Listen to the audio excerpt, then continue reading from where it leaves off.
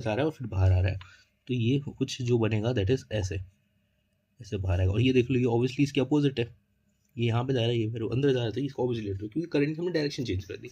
पर रट्टा मत, जो फॉर्मूला मैंने आपको बताया, कि जो आपको रूल मैंने बताया कि थंब के अलोंग अपना राइट हैंड का फिंगर रखो और उसके अलोंग अपने फिंगर्स को जब आप कर्व करोगे, कर्व करने सेंस ऐसे, देखो ये ऐसे कर देना, ऐसे करोगे, मान लो ऊपर करंट फ्लो कर रहा है और आपने ऐसे फिंगर कर्व की, तो ये अंदर जाकर फिर बाहर आएगा, अंदर जाकर के फिर बाहर आएगा, तो ये कर्व करोगे तो आपको करंट का डायरेक्शन मिल जाएगा। अब हम लोग देख लेते हैं एक सर्कुलर लूप। यार सॉरी, थोड़ी प्रॉब्लम हो गई तो वापस रिकॉर्ड करना पड़ेगा, ठीक है। तो सर्कुलर लूप है, देखो सर्कुलर लूप ऐसे करके एक लूप होता है।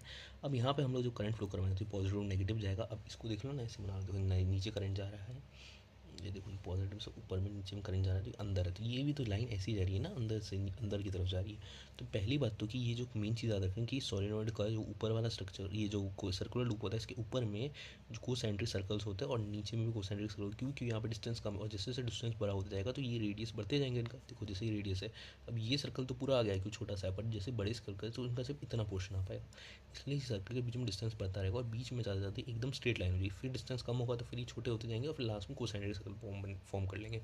तो यहाँ पे ऊपर से नीचे जाने में जैसे डिस्टेंस बढ़ेगा, तब सेंटर तक, तब तक ये लोग मैग्नेटिक फील्ड लाइन दूर होती जाएगी और बीच में स्ट्रेट हो जाएगी, फिर उसके बाद जैसे डिस्टेंस कम होगा तो वो वापस कोसेंट्रिक सर्कल फॉर्म कर लेगी। सेम वे जो हमारा स्ट्रेट करंट करंट आया था, वहाँ पर जब करंट फ्लो कर रहा था, जैसे जैसे डिस्टेंस बढ़ेगा वहाँ के जो कोसेंट्रिक सर्कल्स है वो भी दूर होते जाएंगे।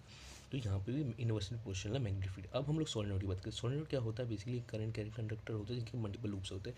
जितने ज़्यादा लूप होंगे उतने ज़्यादा, जितने ज़्यादा नंबर ऑफ टर्न्स होंगे इनके अंदर, जैसे ये एक है ना तो ये टर्न कहते हैं, जितने ज़्यादा नंबर ऑफ टर्न होंगे उतना ज़्यादा मैग्नेटिक फील्ड होगा, ठीक है। दूसरी बात कि यहाँ पर अगर आप देखोगे तो देखो, अगर आप यहाँ पे करंट देखते हो तो करंट पॉजिटिव से नेगेटिव फ्लो करता है, पॉजिटिव इधर है तो ये यहाँ पे ऐसे कर रहा है। अब देखो ये जो पोर्शन है, अगर आप इसको ऐसे देखोगे तो ये ऐसे है। अब ये इसको जरा हम लोग ड्रॉ कर लेते हैं, ये कुछ ऐसे जा रहा है, तो ये देखो ये एंटी क्लॉकवाइज है। एंटी क्लॉकवाइज क्या होता है, नॉर्थ होता है। नॉर्थ कैसे याद रखोगे, देखो ये ऊपर है और ये नीचे है, तो ये एक तरह से एंटी क्लॉकवाइज बन गया ना, तो ये नॉर्थ हो गया, ये नॉर्थ है और यहाँ पे फिर साउथ होगा।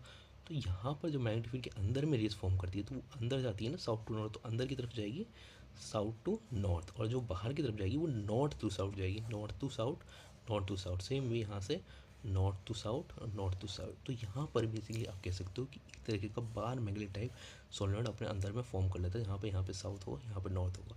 एक्चुअली जो डायरेक्शन करंट का फ्लो है, क्योंकि यहाँ पे सर्कुलर लूप है तो हर लूप ऐड ऑन करती जाएगी, सेम वे यहाँ पर भी लूप के अलग पॉइंट्स है तो ये ऐड अप कर जाएंगे, पर यहाँ पर ये एक सर्कुलर फॉर्म है। मील यहाँ पे इतना ज़्यादा कॉइल कर दिया गया है कि सारे लूप एक सिस्टमेटिक मैनर पर ऐड करके एक बार मैग्नेट टाइप फॉर्म कर लेंगे। और ये जो बार मैग्नेट है, इसके दो पोल्स होंगे, कैसे फाइंड आउट किया, देखो सीधी सी बात है, यहाँ से करंट जा रहा है तो बस ये देखो, जैसे ये करंट जा रहा है